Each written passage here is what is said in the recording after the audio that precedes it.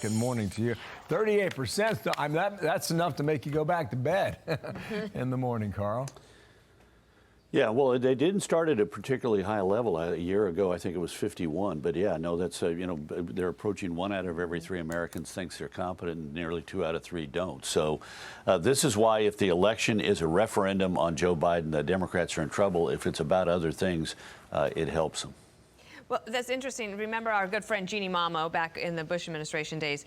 I remember I talked to her every day. We're good friends. During the Obama administration, there was a point where there was questions about competence. And I remember her saying that once you are labeled incompetent, it's very difficult to come back from that. And do you think that's one of the reasons that Biden's numbers hold where they are, pretty low for a president going into his first midterm? Yeah, think about it. I mean, his approval rating in the Real Clear Politics average, his approval rating is 42.4%. That's barely above where Donald Trump was at this point in 2018, where the Republicans lost 42 seats in the House. And yet the media are saying, look at this great recovery. They're back from the dead. The Biden administration and the Democrats are on their way to a surprising midterm outcome.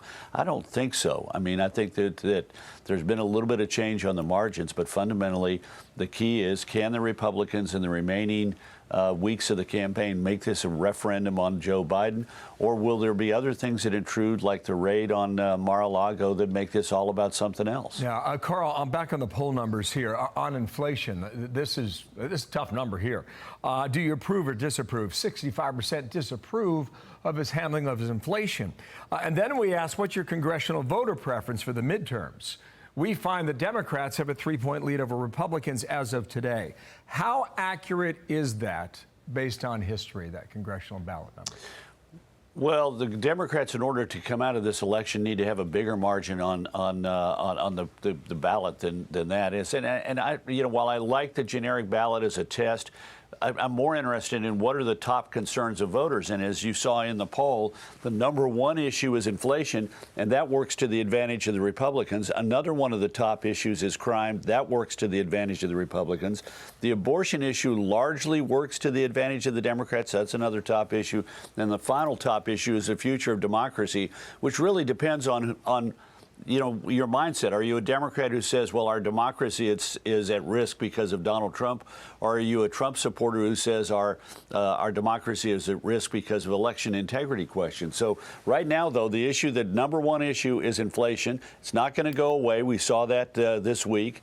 That crime is an issue. The significant issue, I think, for the Republican coalition is immigration, that was just talked about in your previous segment. That's not going away. So the Democrats really only have 2 things. One is the abortion issue, and second of all, the hope that something happens, that events intrude, and that the election is more about something other than Joe Biden. If it's about Joe Biden, this is an opportunity for people to send a message that you better do better. We want to check and a balance on you.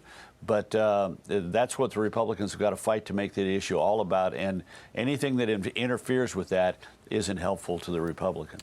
One of the things, Carl, is that the Republicans have said that they're going to put forward this new, for lack of a better phrase, the contract with America. And that's supposed to come next week. They were going to do it Monday, but the Queen's funeral is Monday. Do you think that that effort can address those top 2 concerns, inflation and crime in particular? It can, but look, this is sort of, and I'm a big advocate for people saying what they're for, and I think the Republicans need to do that. But as important as that one event is going to be next week, it's really important for candidates on the campaign trail to be talking about the issues that differentiate themselves from their Democratic opponents and sharing their vision of what ought to be done every single day. You cannot simply make this about, I'm against the Democrats. You've got to say, here's what they're for, here's what I'm for.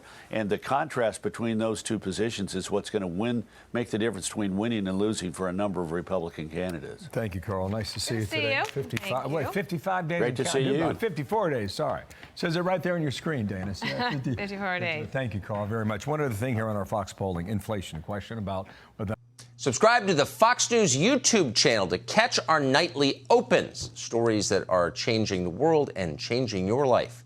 From Tucker Carlson tonight.